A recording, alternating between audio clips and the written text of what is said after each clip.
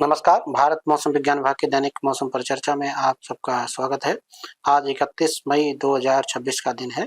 अगर हम आज के मुख्य बिंदुओं की चर्चा करें तो पहला पॉइंट यही है कि भारी वर्षा का दौर पूर्वोत्तर के राज्यों में और दक्षिण प्रांतीय भारत में खासतौर से तमिलनाडु, केरल, लक्षद्वीप आदि क्षेत्रों में इस सप्ताह जारी रहने की संभावना है।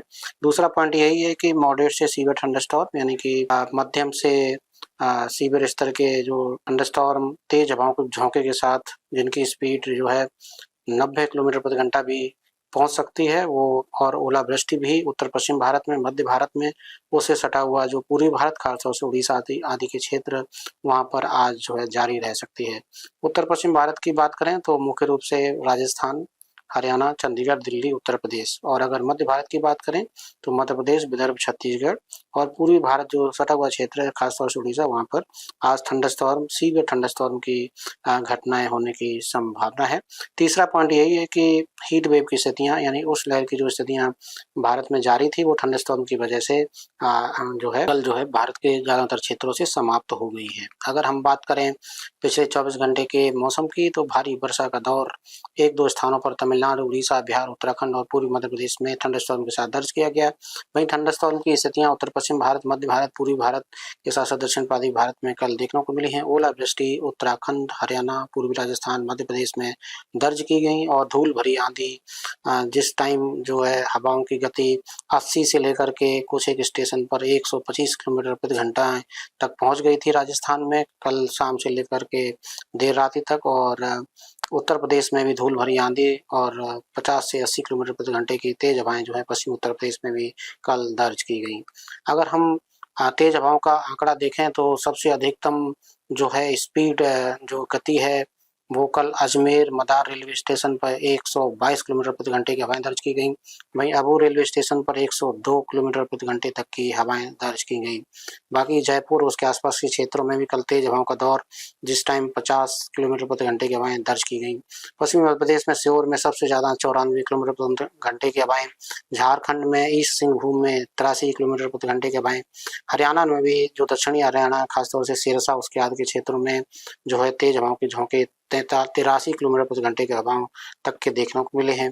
वहीं उड़ीसा में भी बिनाकुडा में 80 किलोमीटर प्रति घंटे की हवाएं कल दर्ज की गई। मध्य महाराष्ट्र जलगांव में 74, पंजाब में 68, पश्चिमी उत्तर प्रदेश में बुलंदशहर में 67, उत्तराखंड में रुड़की में 67 और गंगोत्री पश्चिम बंगाल में भी नंदा कुमार में 63 किलोमीटर प्रति हवाएं देखने को दर्ज की गई।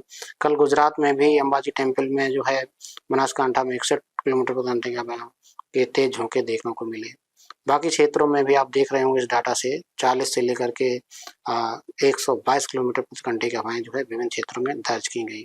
अगर हम बात करें दक्षिण पश्चिम मानसून के आगमन आगे बढ़ने की तो कोई आज जो है दक्षिण पश्चिम मानसून आगे नहीं बढ़ा, परंतु स्थितियां ये हैं कि जो दक्षिण पश्चिम और दक्षिण पूर्व अरब सागर, लक्षद्वीप, कुछ हिस्सा केरला तमिलनाडु का, कुछ और हिस्सा दक्षिण पश्चिम, पश्चिम मध्य, पूर्व मध्य और पूर्व उत्तर बंगाल की खाड़ी में आगे बढ़ सकता है, और जो दक्षिण पूर्व बंगाल खाड़ी का बचा हुआ हिस्सा वहां पर भी 3 से 4 दिनों में मानसून आगे बढ़ने की संभावना है।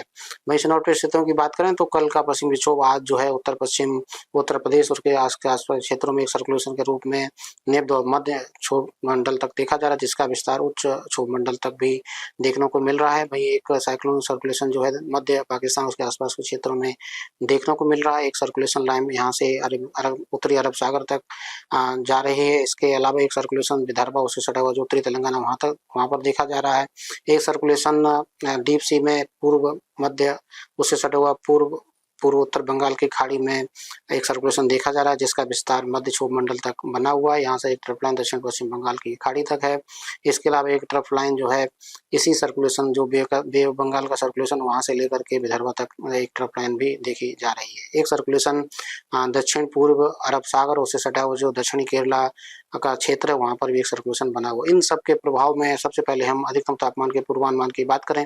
पिछले 24 घंटे में जो है उत्तर पश्चिम भारत में टेम्परेचर में अच्छी खासी गिरावट थंडरस्टॉर्म की वजह से देखने को मिली है, और खासतौर से राजस्थान, पंजाब, हरियाणा पहाड़ों पर, खासतौर से जम्मू कश्मीर, हिमाचल प्रदेश, उत्तराखंड यहाँ पर टेम्परेचर में काफी अच्छी गिरावट, कुछ स्टेशन में 8 डिग्री, और उत्तरी पंजाब और उससे सटा हुआ जो चंडीगढ़ क्षेत्र वहां पर 8 से लेकर के 15 डिग्री सेल्सियस तक की जो है जो तापमान जो है सामान्य से कम बने हुए, यानी कुल मिला के उत्तर पश्चिम भारत, उससे सटा हुआ मध्य भारत और पूर्वी भारत में टेम्परेचर सामान्य से भी कम चल रहे हैं। अगर पूर्वानुमान की बात करें तो उत्तर पश्चिम भारत में धीरे धीरे टेम्परेचर जो है 6 से 8 डिग्री सेल्सियस बढ़ने की संभावना इस सप्ताह बन रही है। वहीं मध्य भारत में भी 2 से 4 डिग्री सेल्सियस 1 जून तक टेम्परेचर में गिरावट हो सकती है, उसके बाद बढ़ोतरी दोबारा से 2 से 4 डिग्री सेल्सियस हो सकती है।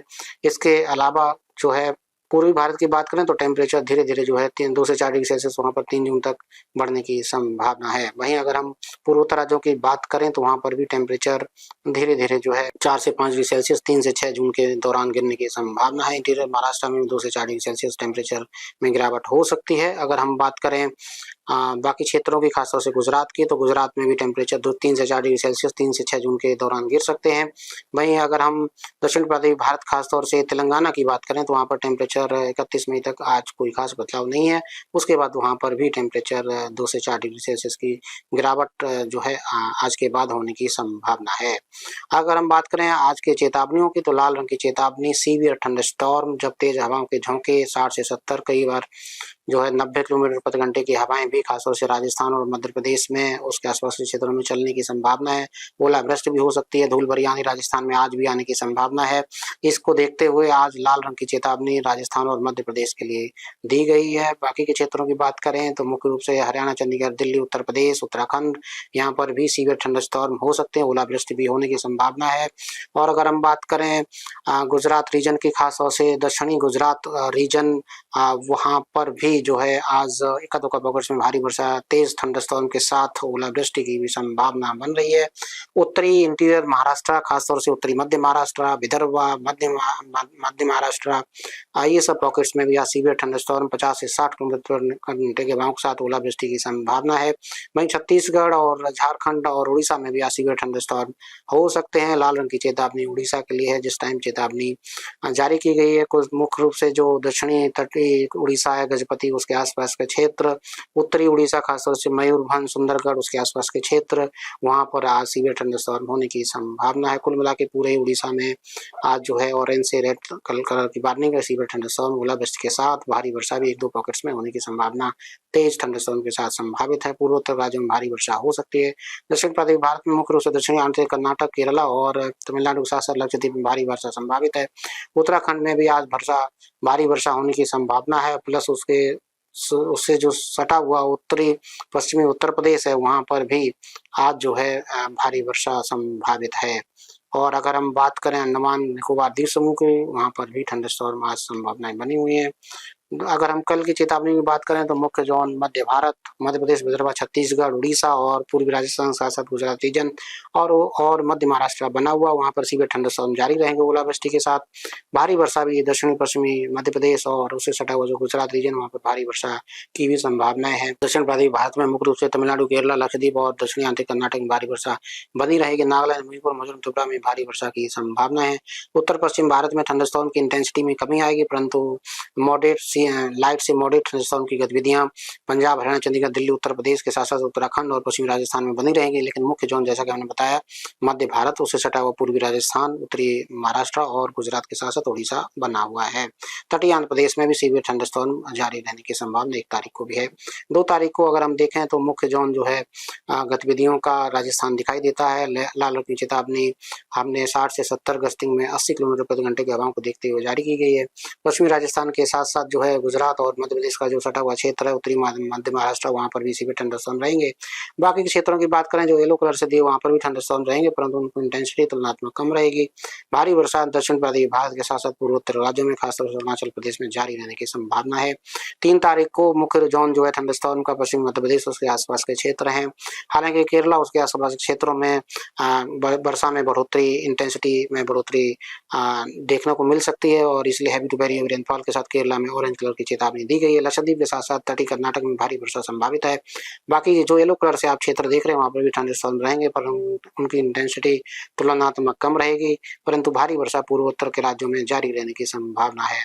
अगर हम डे 5 की बात करें, यानी कि 4 जून की, तो पूर्वोत्तर के राज्यों के साथ साथ उत्तरी पश्चिम बंगाल और सिक्किम में भारी वर्षा जारी रह सकती है। इसके अलावा केरला में heavy to very heavy rainfall का स्पेल बना रहेगा और तमिलनाडु के साथ साथ लक्षद्वीप में भारी वर्षा संभावित है।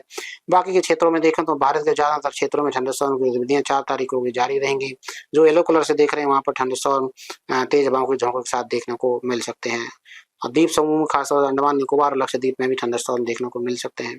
5 तारीख की बात करें तो मुख्य रूप से थंडरस्टॉर्म की चेतावनी पूर्वी भारत, पूर्वोत्तर के राज्य के साथ-साथ उत्तर पश्चिम भारत के लिए जारी की गई है। भारी वर्षा का मुख्य स्पेल पूर्वोत्तर के राज्य अरुणाचल प्रदेश, असम, मेघालय, नागालैंड, मणिपुर, मिजोरम, त्रिपुरा, उससे सटे हुआ जो सिक्किम और उपमहाली पश्चिम बंगाल का क्षेत्र वहां पर रह सकता है। इसके अलावा दक्षिण-पूर्वी भारत में मुख्य रूप से केरला, तटीय कर्नाटक और लक्षद्वीप में भारी वर्षा 5 तारीख को संभावित है। सेम स्पेल जो है 6 तारीख को भी जारी रह सकता है। हीट वेव जो है नए सिरे से बिहार में डेवलप हो सकती है, इसलिए हीट वेव की चेतावनी 5 तारीख से लगाई है। 5, 6 और इसके अलावा अगर हम थंडरस्टॉर्म के इम्पैक्ट की बात करें तो मुख्य इम्पैक्ट जो है थंडरस्टॉर्म के लिए है, खासतौर से उत्तर पश्चिम भारत, मध्य भारत, उससे सटा हुआ जो उड़ीसा का क्षेत्र है वहां पर आज सीवियर थंडरस्टॉर्म, भारी वर्षा की इंटेंसिटी के साथ ओलावृष्टि के साथ संभावना बनी हुई है। नमस्कार।